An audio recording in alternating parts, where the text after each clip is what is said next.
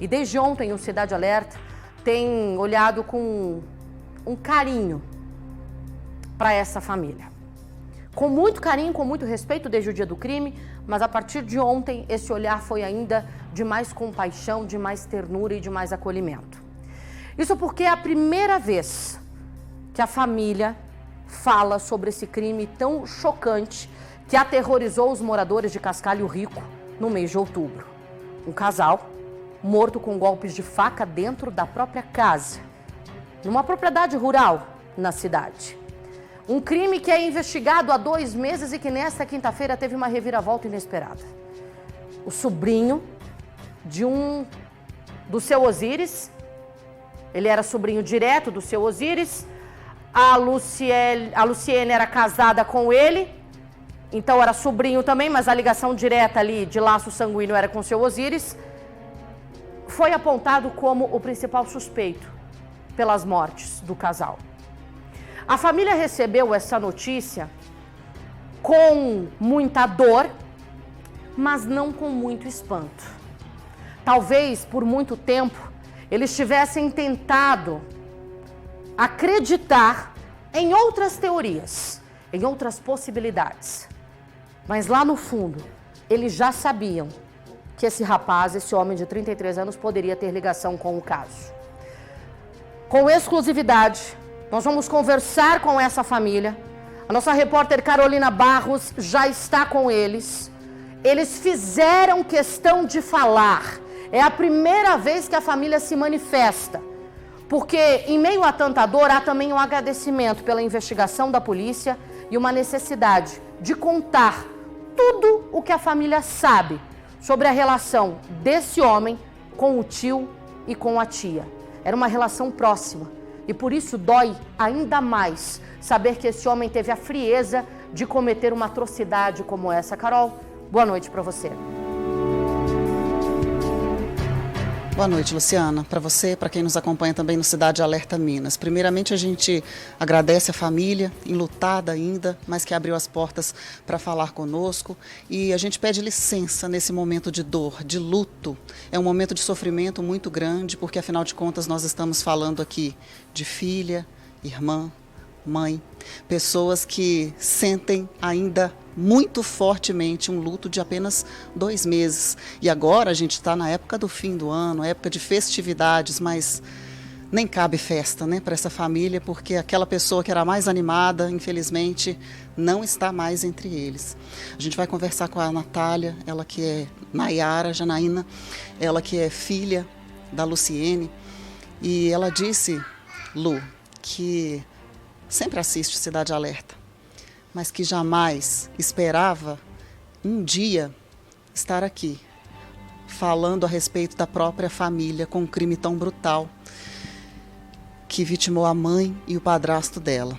A gente te agradece, obrigada por nos receber aqui. A gente sabe que é um momento de muita dor, de muito sofrimento, mas vocês sabiam que, na verdade, essa pessoa de 33 anos, da família tão próxima, tinha sim a culpa. Eu imaginava, depois que ele foi lá, que ele lavou o sangue, que ele bebeu cerveja, depois dele lavar o sangue que ele derramou.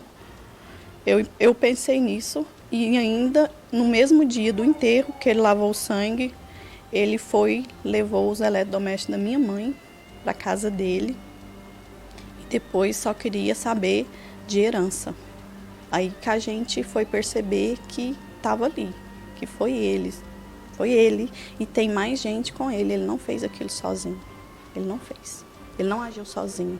Pela cena do crime, pelo que eu vi, ele não agiu sozinho. Pela narrativa dele, que não condizia com a cena do crime. Não condiz com a cena. E ele teve mais alguém ajudando ele. Teve mais gente. Agora, uma coisa muito chocante que a gente soube aqui agora é que esse suspeito, esse homem de 33 anos que foi preso em Araguari durante essas investigações, ele esteve no velório, ele esteve no enterro e ele apertou a mão da família, dando sentimentos. Foi. No cemitério, ele me deu os pêsames. Ele pegou na minha mão e me deu os pêsames. E já foi lavar o sangue. O que Quais são as evidências ali do local que indicam que, na verdade, tinha mais gente? Porque tem algumas partes do depoimento dele que ele disse que aconteceu de tal forma, depois que ele já não se via mais na oportunidade de sair dessa situação, ele já estava caracterizado como autor do crime, ele deu um depoimento. Isso, ele falou que entrou pela porta da sala, né? Só que não foi pela porta da sala, ele entrou pela porta da cozinha, que é onde a minha mãe, é a porta que ela sempre abria, era da cozinha. A porta da sala, ela só ficava fechada, só trancada. Então, pela cena, né, que a gente viu, aconteceu na varanda e na cozinha. Tinha até um sofá trancando a porta da sala. Isso, tinha um sofá que trancava a porta da sala, tanto que ele saiu pela porta da sala. O sofá estava arredado e as marcas dele tava para a porta da sala. Ele saiu da cozinha para a sala. Agora, para você hoje, como filha, não deu ainda para superar a perda da mãe? Não vou. Não vou nunca. A minha mãe, ela morreu muito nova. Muito nova, ela tinha 52 anos.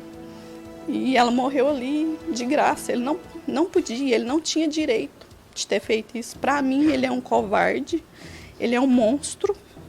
É um monstro. Porque ele tirou, assim, ele tirou a minha mãe, a avó das minhas filhas. Sabe, eu tenho bebê pequena, minha mãe era louquinha com a minha neném.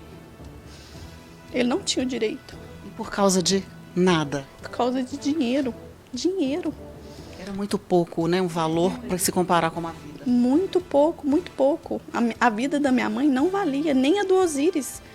Ele é muito sangue frio. Ele deu 40 facadas no tio dele. Ele deu 7 facadas na minha mãe. 40. Ele é um monstro. Ele é um monstro. Inclusive é isso que espanta o próprio delegado responsável pelo caso, viu? A gente vai falar também com a irmã, a Lucilene, a irmã gêmea da Luciene. E a gente não consegue imaginar nesse momento o que passa pela cabeça da família quando está prestes a uma época de festividade de Natal e sua irmã não vai estar aqui. Não vai. Foi a mesma coisa de tirar um pedaço do meu coração. Minha irmã gêmeas, né? Nasceu num dia só. Então, para mim, ele é um monstro. E tem mais gente também que participou. Você falou sobre o fato de ele ter dito que as vítimas se arrastaram e que isso não era possível. Não é possível. Ele não entrou pela porta da sala, que ela nunca abria a porta da sala. E ele entrou para a porta da cozinha e tinha mais gente. Eu não acredito que é só ele fazia isso. Quanto valia esse terreno ali na divisão de bens? Mais ou menos, ia tocar uns 250 para cada, 250 mil. Esse é o preço de 2 vidas. De 2 vidas. Para ele. Para ele, né?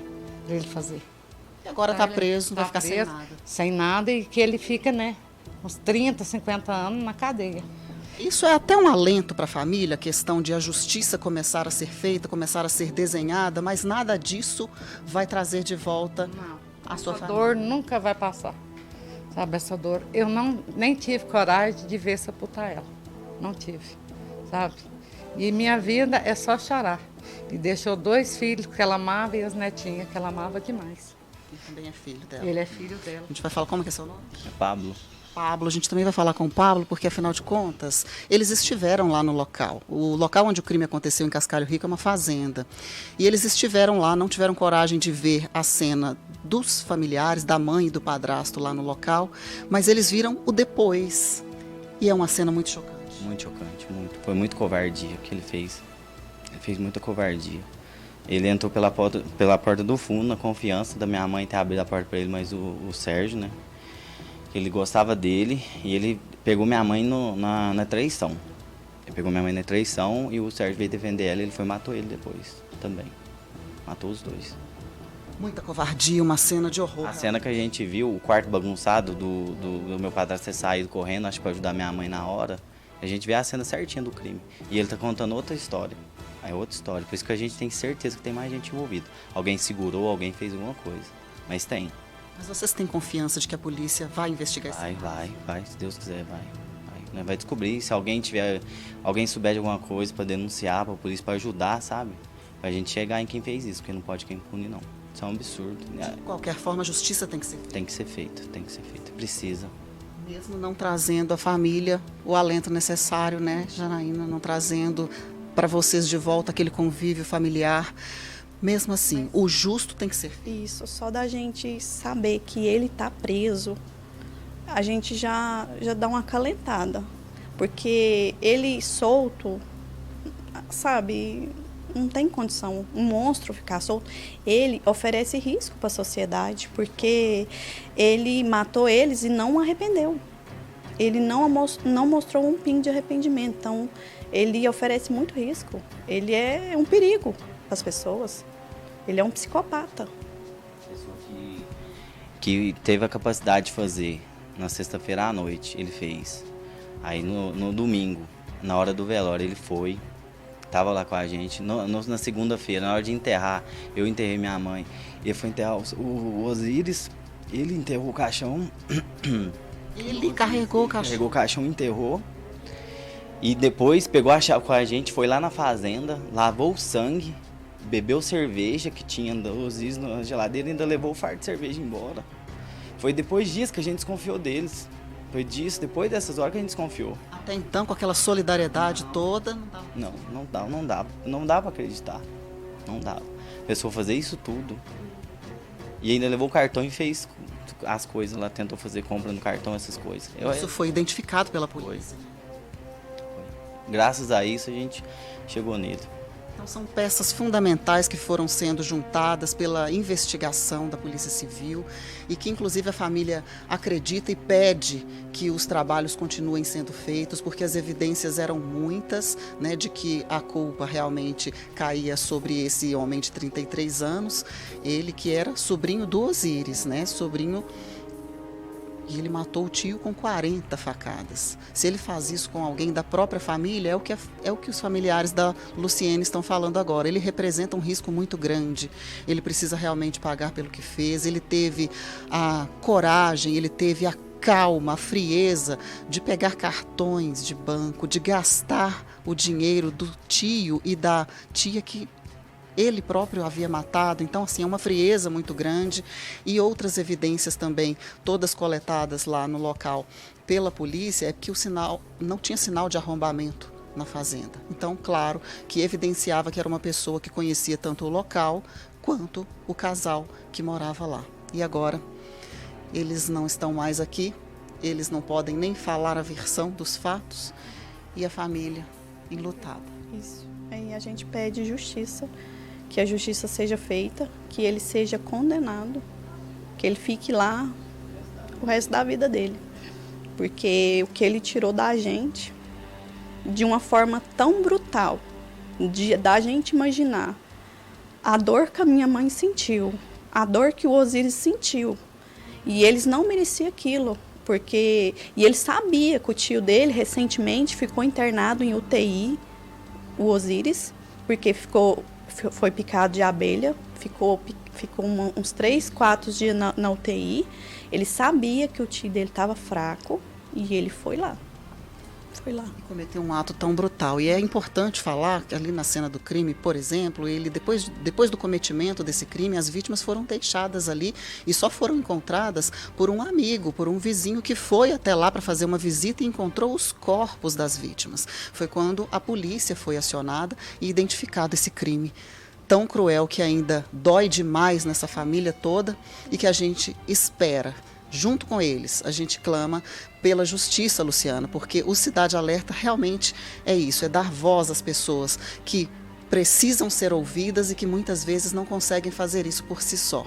Então a gente já deixa a nossa solidariedade com todos vocês, na torcida, em nome do Cidade Alerta, para que tudo dê muito certo, para que as investigações corram da melhor forma possível, chegando, se for esse o caso, a outros culpados por esse crime. Mas, de qualquer forma, né? Como as vidas não vão voltar, que os corações dessa família recebam as orações de todos vocês de casa e que eles possam, na medida do tempo, serem consolados, serem confortados, principalmente com a justiça sendo feita, Luciana. Carol, eu quero aproveitar esse momento. Depois você, por gentileza, abrace todos eles em meu nome, em nome de toda a nossa equipe. Mas um questionamento que o telespectador do Cidade Alerta Minas faz agora e que eles podem talvez responder. Porque quem está em casa não consegue entender como ele teve acesso à casa. Era uma relação próxima desse sobrinho com os tios? Eles se davam bem? Quando que essas brigas pela herança, pelo dinheiro começaram? A família tem essas informações? O casal chegou a relatar alguma coisa? A Luciana quer saber o seguinte de vocês. Qual era a proximidade dele com o casal? Já havia indícios, a família já havia falado alguma coisa a respeito de disputa por herança? Quando começou, quando surgiu essa hipótese? Não, ele não tinha desavença com o tio dele, não, nem com a minha mãe. O que eu sei é que o Osíris sempre ajudava ele, emprestava dinheiro para ele. Ele sempre estava lá, tinha um convívio com... Ele convivia, ele não tinha desavença com eles, não. Não tinha nenhuma briga com a minha mãe, nem com o Osíris. Ele tinha livre acesso à fazenda, ao imóvel? Não, o Osíris tinha a chave, né? Ele não tinha a chave do imóvel, não. Tanto que, mas se ele chegasse, ele era recebido bem. A minha mãe recebia bem. Não tinha nenhum atrito, né? Não tinha atrito. Ele nunca demonstrou que queria ali. Ele nunca demonstrou. Você acredita que é algo que ele foi nutrindo dentro de si, sem falar nada com ninguém? Sem falar nada com ninguém. Porque se ele falasse, o Osíris, né, arrumava para ele, né, tudo certinho, é o que ele queria. Tanto que o Osíris sempre ajudava ele com dinheiro. Isso é uma questão muito importante que ela está falando agora, Luciana, porque se a questão era uma disputa por herança, se ele queria herança e ele era tão ajudado assim constantemente, ele pedia dinheiro emprestado e recebia esse empréstimo, essa ajuda, se ele tivesse pedido algo do tipo, talvez ele conseguiria. Conseguiria sim. Claro que ele conseguiria. Qualquer tipo de ajuda. Ele não precisava ter feito o que ele fez. Ele era muito bem amparado nessas questões. Isso. Ele trabalhava? Ele trabalhava em Araguari. E o que eu sei, ele é mecânico em oficina em Araguari. Tem o próprio ofício, tem o próprio trabalho. A princípio, ele nem precisava disso. Não. Mas a questão, acho que era muito dinheiro que queria. Pelo que ele fez, ele queria muito dinheiro. Porque ele quando ele matou os dois, aí perde uma parte, aí divide em 3. A parte, né, que eles eram 4 irmãos, aí fica 3 para dividir. E a mãe dele, a parte dele já ia cair na mão dele, que a mãe dele nem, tadinha, ela nem ia pegar esse dinheiro, ia ser só dele, que ele é filho único ainda. E já fez tudo premeditado. O dia, a hora, a oportunidade, pelo meu padrasto estar sofrendo do dia que ele estava, doente. Na sexta-feira, porque meu padrasto trabalhava só na segunda, e achar ele só na segunda. Ninguém esperava até que esse casal fosse lá nesse fim de semana, porque a gente não ia esse fim de semana para lá. E eles foram lá, foi na sorte, foi Deus, né, que mandou eles lá para achar eles lá. Deixou o gás ligado para dar uma explosão. Para explodir. Ele achou que deixando o gás ligado ocorreria uma explosão. Ligado e para dar uma explosão no local. Ele fez isso. Premeditou tudo. Ele foi muito bem premeditado que ele fez. O horário que ele chegou, tudo certinho. E essa questão do gás foi no mesmo dia ou foi em data anterior? Foi no mesmo dia, ele saiu e deixou. Talvez na intenção de apagar os vestígios. Pra ver se explode, né, e tal, né, apagava alguma coisa. Ele arrancou as 2 câmeras que tinha, foi lá e arrancou as 2 câmeras. Foi muito frio, muito frio. De segurança, porque lá era monitorado por câmeras. Tinha. Só que as câmeras, ele sabia que tinha só logado no celular da minha mãe e no celular do Osíris. Ele pegou os 2 celulares e as 2 câmeras. A bolsa da minha mãe com os cartão, com o dinheiro, ele pegou também. Esses celulares foram recuperados? O da minha mãe foi, o do Osíris não. Então agora é uma questão de investigação mesmo da polícia, né, Luciano? Que a polícia tem todos os elementos, tem todas as evidências lá no local, tem inclusive os celulares que haviam sido levados, mas agora já em poder deles um celular que pode ter informações muito importantes, mas o que a gente lamenta muito é a perda de 2 vidas, porque isso não volta mais. Muito obrigada, Carol. Eu trago para você agora, que acompanha o Cidade Alerta, o que o delegado responsável por esse caso fala no fim dessa investigação, na verdade, nesse passo importante da investigação, porque o trabalho não foi encerrado. Mas a irmã da Luciane, ela traz um detalhe que até então era desconhecido, porque durante aí os levantamentos da polícia, foi descoberto que esse gás da casa tinha sido deixado aberto. A intenção do criminoso era o quê? Talvez uma tentativa de ocultação dos corpos, para que não houvesse rastros ali, né, para que tudo fosse incendiado e aí fosse, inclusive, mais difícil de identificar os ferimentos à faca, ou apenas garantir que se eles não morressem em decorrência dos golpes de faca, eles morressem aí nesse incêndio. Tá no ponto? A gente pode ouvir o que o doutor falou sobre esse caso? Pode rodar pra gente, então. A Polícia Civil de Estrela do Sul, a 16ª, efetuou o cumprimento do mandado de prisão preventiva em desfavor do autor, apontado como executor do duplo latrocínio que teria ocorrido na data de 26/10/2024 na zona rural de Cascalho Rio. Conforme o levantamento, o autor era sobrinho de uma das vítimas e a motivação para o crime seria questões patrimoniais relacionadas a um inventário. Conforme o levantamento pericial, o autor, na data de 26/10/2024, por volta das 0 horas, teria invadido o imóvel das vítimas e surpreendido as referidas no interior da casa. De posse de uma faca, medindo aproximadamente 40 centímetros, ele teria executado as vítimas, um senhor de 63 anos de idade e a vítima do sexo feminino de 55 anos de idade. Conforme já apontado, o autor era sobrinho da vítima, do sexo masculino. Após a execução, o autor teria subtraído pertences da vítima, celulares, cartão bancário, bem como as câmeras de monitoramento da casa. Não satisfeito após a execução, o autor teria aberto o registro do gás para que vazasse no intuito de provocar uma explosão. Felizmente, isso não ocorreu. De posse de todos esses objetos, o autor, utilizando o cartão bancário da vítima, tentou efetuar várias compras pela internet, motivo pelo qual, através da inteligência, nós conseguimos rastrear e identificar esse autor. Um trabalho de 2 meses de apuração, levantamentos, rastreamentos, buscas por informações, até que a investigação avança agora. Esse homem está numa unidade prisional aqui da região, está na unidade prisional de Araguari. O caso não foi encerrado, é apenas uma parte desse trabalho feito pela Polícia Civil, que nós vamos continuar acompanhando. A todos os envolvidos na investigação, ao delegado, toda a equipe, o nosso muito obrigada pelo empenho, pela dedicação, e aos familiares. Estaremos sempre aqui com vocês, ao lado, buscando justiça, lutando para que a memória do casal seja respeitada, e vocês jamais estarão desamparados. Podem contar conosco, vamos até o fim juntos. Que Deus abençoe.